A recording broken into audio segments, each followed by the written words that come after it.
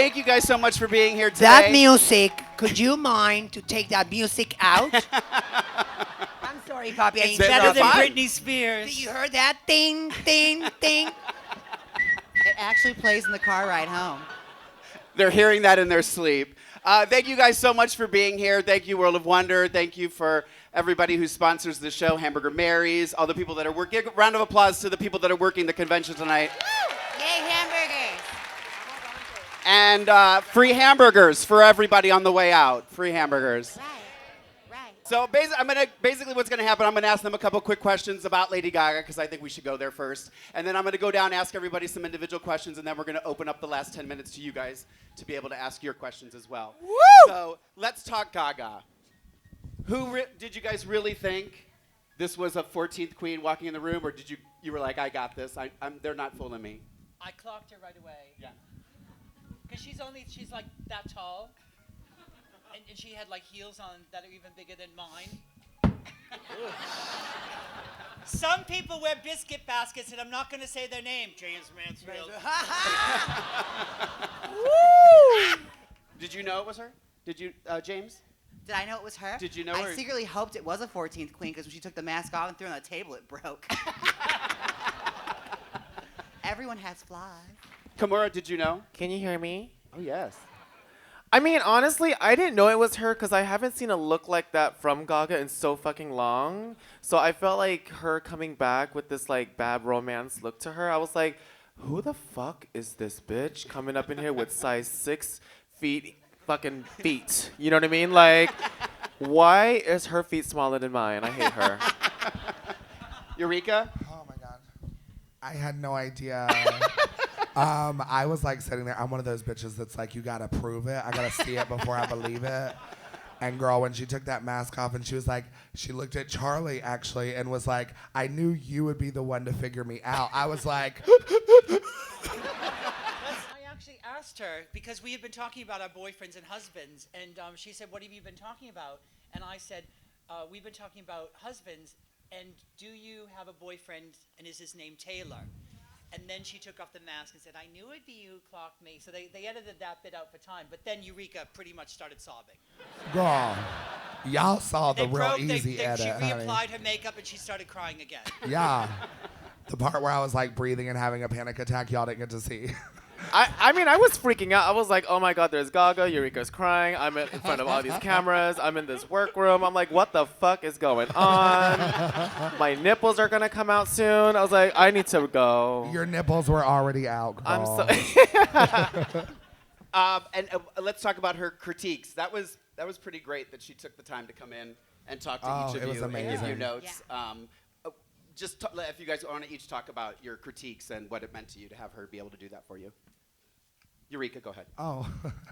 And please raise your hand when you have something else to say.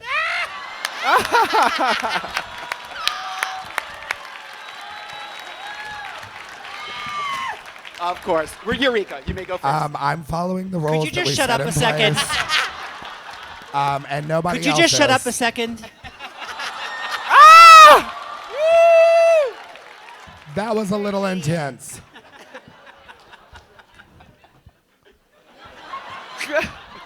I actually, when you all didn't see this part because I tried to cry again. But no, her critiques to me, like, it was just special to, she noticed that I had a very hometown personality. She loved the genuineness of who I am. One thing I strive to be is always me, even when it is the wrong way to be. But for me, it's never the wrong way if you're just being yourself. I do get angry, I do get sad, I do get crazy, I do get messy, but I love everything about myself, and I felt like she noticed that and loved that. So I actually started crying again and had to walk away. So during Shay's critique, I was gone. That's why you see me 1 second and then you don't see me at all. Because I'm like around the corner like, oh God. And they're like, are you okay? I'm like, I'm wonderful. I'm so wonderful. Eureka, I love you. She did cry a lot. This is my mom.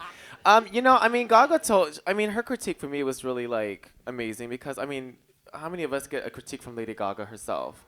Her critique to me was like, just don't take your eye off the runway and just keep, finish it, leave the runway, stay fierce, So I mean, being in that room and on that runway is just surreal. Like the whole time, I wasn't even caring what I was wearing. I was just like, what the fuck am I doing here on this runway right now? You know, in front of RuPaul, Michelle, Lady Gaga. Like it was just surreal that I can literally say where I'm at right now is exactly where I wish to be. And it was just amazing. So that's probably why I didn't really focus on the runway. I was just like, I'm just gonna walk. I have the same boots as Lady Gaga. You know, like it was just surreal, and I loved it, and I love her. James? Love you. Oh, me? Yes. What did Lady Gaga say from your critique? Oh, this is interesting. What she told me was, show them who you really are, and you should try and drop that character so they can see who you are, which really worked out for me in the end, didn't it? I will say, I didn't see the critique she had on my runway where she said the hair wasn't exact, and I could have said to her, I saw the original photo, bitch, neither was yours. Woo! Come on, James. Girl. Charlie? Because she knew who I was, I had to apologize to her because how many of you have seen my YouTube videos? I haven't exactly been kind to Gaga, so I apologize. And she said, there's no need to apologize. I think you're hysterical. I was like, I could die right now. And statistically, there was a good chance that it could happen. She actually did, and we revived her. Yeah. You can barely smell the formaldehyde. Miss Fontaine. Well, in my case, I did not have the opportunity to interact with Gaga on that way. Forgetting, sorry. But I met Germanota since 2002. We took classes on Broadway Dance Center in New York with Anne Hathaway. And see her as a superstar right now, it was very, like, beautiful. Before I was stepping on stage, Gaga stopped the production and said, like, Carlos? And I was like, Germanota? And we hugged, and we were talking, like, forever, for 5 minutes, and RuPaul was waiting, like, so, that this is going to take longer? Do you want me to bring lunch? Because I was so excited. Of course, Returning Queen we were filming the surprise. You know, me walking on stage and leave them like, you know, on the stage like doing pee-pee on their cuckoos, you know?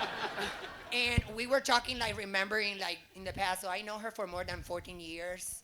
So it was so beautiful to see both of us successfully on the entertainment business. So, I mean, very good. Cuckoo has the luckiest cuckoo in the world.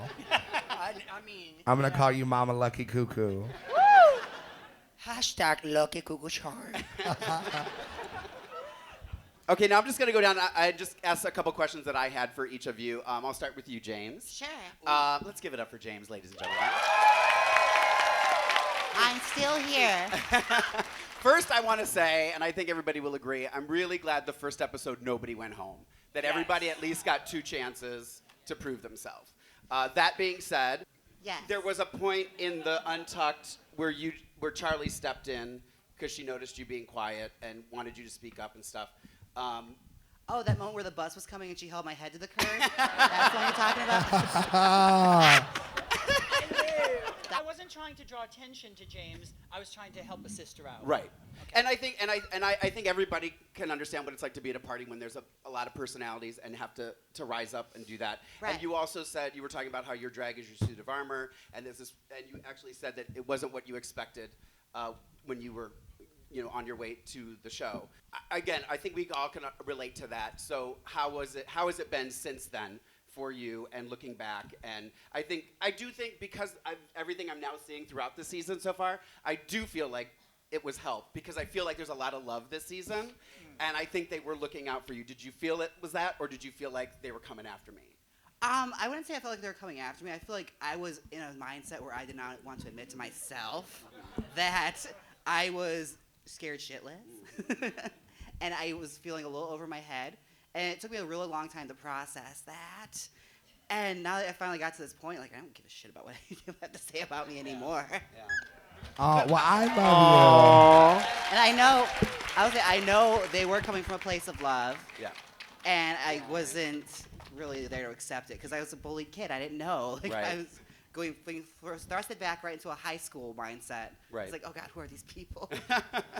Well, I also want to plug your YouTube channel because I did take. Yes. Thank you. I did sit and I knew I was coming. I had more notice this time, so I was able to watch some of you guys' videos and stuff. And if you guys haven't seen her YouTube channel, you really, truly should, especially young LGBTQ people, because she gives a lot of helpful, important information on there. I mean, really, truly, like these whole things about the ball scene. And I was really, truly impressed with what you were doing. She shows you how to style the wigs and everything. So please follow her, subscribe to her channel, because it's pretty fantastic. My second favorite YouTuber. And then before I move over to Kimora, we all need to know, who were you going to do for Snatch Game? Who was I going to do for Snatch Game? Well, I brought 3 options. The first one was Anita Bryant. Second was Venus Extravaganza. And the last one I was going to do was Rebel Wilson. Oh, that's fantastic. Kimora, let's give it up for Kimora Black, ladies and gentlemen. Hi, Kimora. You also said in one of the Untucks that it wasn't what you expected. You know what I mean? Let's just talk about that for a minute, because she had the same experience. You know, honestly, it was really hard on my part. And I think the hardest part for me was I was literally talking to myself throughout the competition, because I came onto this competition with this dream, like, I'm going to be cunt, gorgeous, I'm going in, I got this, I never met another pretty girl and things like that. But I saw Farrah fucking Moan. I'm like, okay, bitch. And I looked over, I saw Valentina, and I was like, motherfucker, what the fuck am I doing here? But it played with me a lot, because being in Las Vegas, we all worked, for ourselves. It was really hard. Like, I didn't have a drag mom, drag sisters, and things like that. So I wasn't around so many drag queens. That being in a room with personality queens, and we're all here trying to win and critiquing each other, and at the same time critiquing yourself, it bit me in the ass. Like, it bit me in the ass. And Untucked was the perfect time for me to bite me in the ass, because we had vodka down our throats. So when you're drunk, you're like, oh my God, I'm emotional as fuck. I don't know what to do. So it was hard, because I learned that I was my worst critic, and it was tough. But this season, we love each other so much that it was so hard to critique each other. I know Eureka was always that one girl to always say something like, well, who do you think is on the bottom 3? Like, fuck, we can't pick nobody, because we're all here so, like, we love each other. It was just hard. And I chose myself. I did, because I wasn't to my fullest. So, and you talked about on the show that you wanted Eureka to be your new drag mother. Is this now official? I do. Do you? Eureka, the reason mama. why, it was the first time I saw her, and the first time, she stood out to me the most, because she has this aura about her that was just so humble and welcoming, that I was just drawn to her so much. And she didn't read me, so I was like, I love you, but I would love to be her daughter, Aw, so. Well, you can call me Big Mama anytime. Big Mama, yes. I love you, baby. I still owe you a buffet dinner, though, I promise. She does. I sewed her motherfucking headband and everything. And Kimora, who would you have done for Snatch Game? Oh my God, I was gonna do Melania Trump.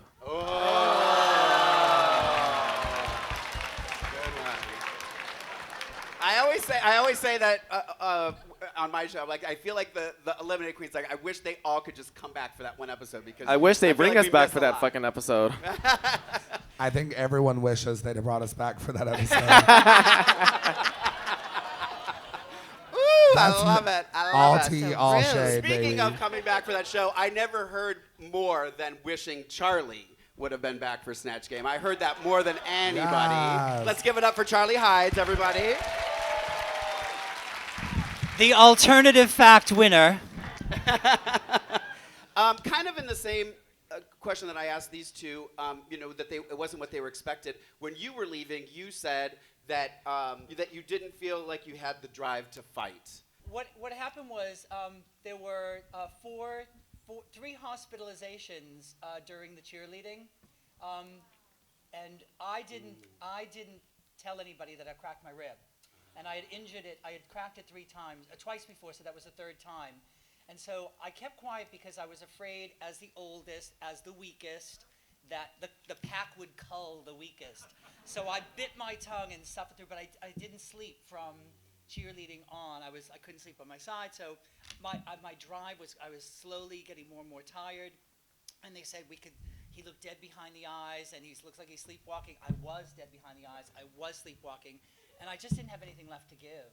So Is that part of the reason about for the lip sync for your life? I didn't know the words. Yeah, I was in pain. I just didn't have much. I was on empty. I was just on E. Yeah. And I wish I was.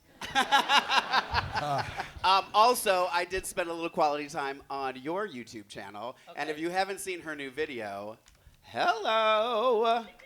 It's pretty fantastic. You should check out The her. Dame? The Dame. Yes, Now available on iTunes and other music platforms. I said I even wrote this down because I love the lyric. It's all hail the Dame. She's the Jason Bourne of drag. I've got so many passports. I've got an Irish passport because of my Irish grandparents. I've got an English passport because my husband's English and I've lived there for 20 years. And I've got an American passport, so I'm the Jason Bourne of drag. I loved it. It's And a fantastic I video. can only say passport with an English accent. I do apologize. It is. Everyone, please go check it. It's Charlie Heights TV, correct? Yes. Yes. And yours is James Mansfield. Yes. Correct. Okay. And then you did mention that you were going to do Joan Rivers. So I bought Sharon Osbourne. Louis, shut up! Stop you it! guys. Ozzy, be quiet. Leave my daughter Kelly alone. Don't you fucking start with my Kelly. I brought Teresa Caputo, the Long Island Medium. And Google my Long Island Medium video, and then and Joan Rivers. All right. I would have won. I wanna see a little bit of Joan Rivers. I want to though. see Joan Rivers yes. too. Let's see Can Joan you give Rivers. us a little? Oh, stop it. I can't do it on command. I have just come down from heaven. I've come into Charlie's body. And I left the best party in heaven. We were partying with Amy Winehouse. She sneezed in my face. I was high for a week. Whitney Houston was at the party. She wouldn't get out of the bathtub. Lovely girl. Oh, stop it. Stop it. Oh, shut up. I'm dead. What are you going to fucking do to me? I'm dead. That's her.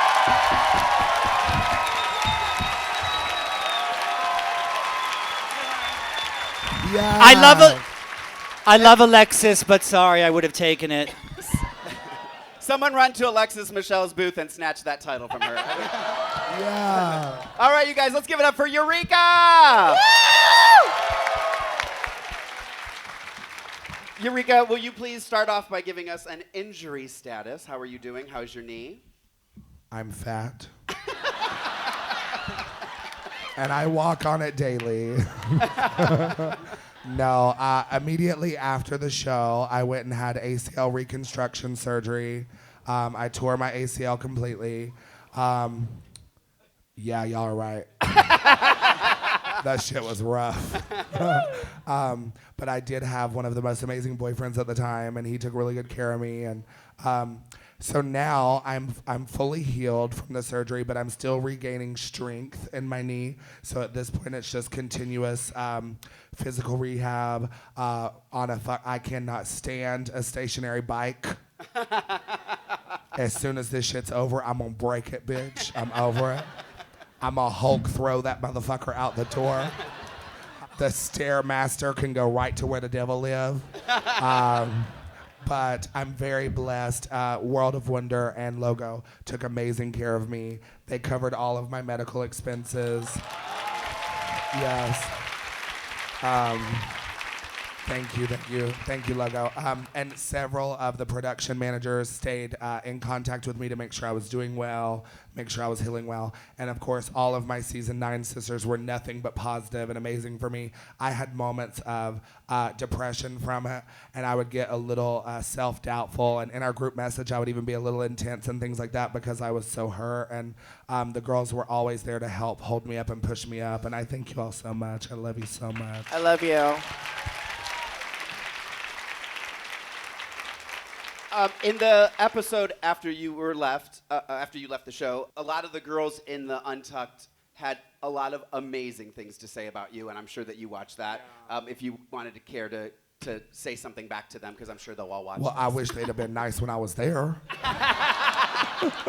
Girl, when I was there in Untucked, they was like, I fucking hate Eureka. Fuck shit. That loudmouth bitch, I swear to God, if she talks over me, well. But that's because I was competition. No, I'm being serious. You know how it is when we're competing.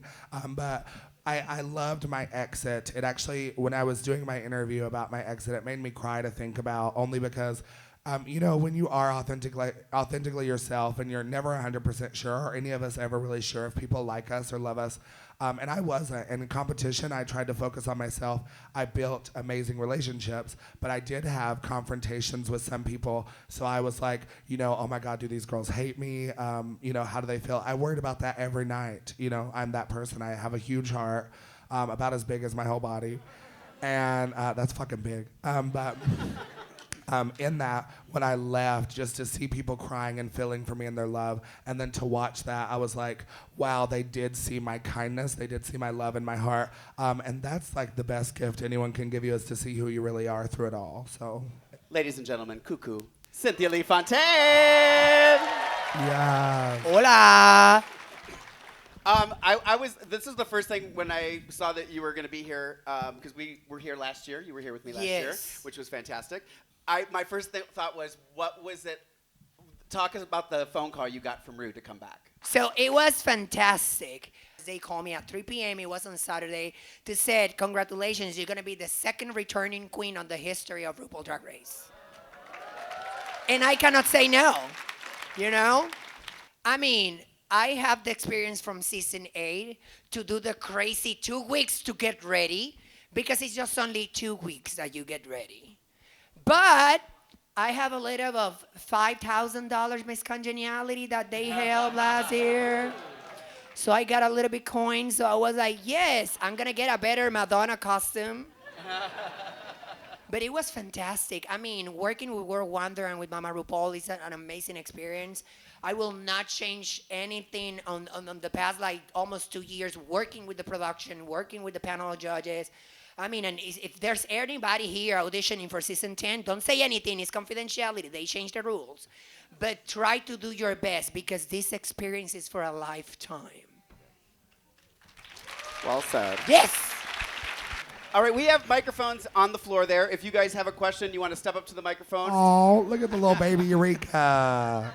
I live. She wants a hug from Eureka. Get over here. Oh, Go to the I stairs. love you. Be careful, she looks hungry.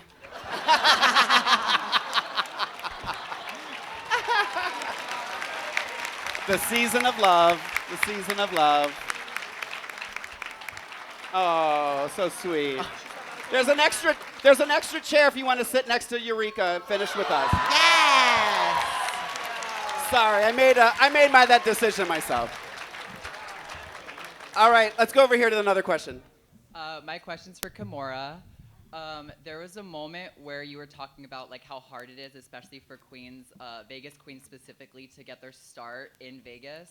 And I don't think a lot of people like really took what you said like and processed it, because it is really true, because I have seen a lot of Vegas performers like struggle really hard to make it in Vegas if they're not like headliners.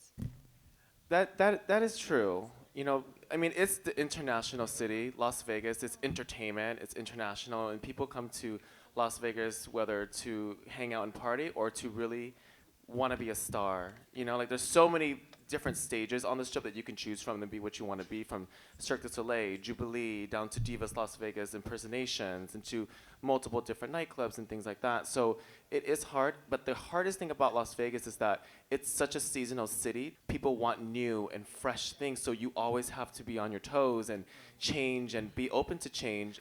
We try our best as sisters to communicate with each other on what places want. So me, Derek Barry, Yara Sophia, India Farah, with Coco Montrese, we keep a tight relationship and we play the game like we can. So it is the city of entertainment, and you have to go there with a mindset that you need to sweat blood to make it there. So. All right, let's go over here. Hi, I'm Ian. Eureka. Hi. I saw you at the Banshee Ball. You were phenomenal. Oh, thank you. Also did a new song called Stomp, which is a big girl Vogue song. Y'all can look that up on iTunes too. Stomp, bitch. Yeah, it's Stomp, bitch. Yeah. Stomp, stomp, bitch. Yes. So every season we see your reactions when you first see drag, but we didn't see that this season. So I want to know, what did you see? What did you think when you saw everybody become boys, or like de-drag into boys? Oh, yeah, they were all discussing who they would fuck. They were like, oh, and I'm pretty sure Kimora looked at him and said, I would do him, I would do him, I would do him, I would do him, I would do him. And she even said she'd do me, which is necrophilia. No. No. Kimora. Well, the only person that said they would do me was Alexis. Courageous. That's not very fair. Did you say courageous? Girl, if I sat on your face, you might die. Hi, my name is Andrew, and my question is for Eureka. So being able to come back next season, but also getting to watch this season, what are you going to do differently? I think that seeing yourself on international television, reacting and interacting with other human beings teaches you a lot about yourself. So maybe a little piece of self-control, a tiny bit. But honestly, I think it also taught me that I enjoyed watching me be who I am, and I think that it was very good for television and for my character to be me. So I think besides trying to come 10 times harder on the runway, 10 times harder with the challenges, I'm gonna simply be myself, because I've learned that I love everything about me. So I'm very lucky. Thank you. Thank you very much. Yeah. All right, you guys. Thank you so much for being here. Hashtag Go to their love booth if you have more questions. Thank you so much.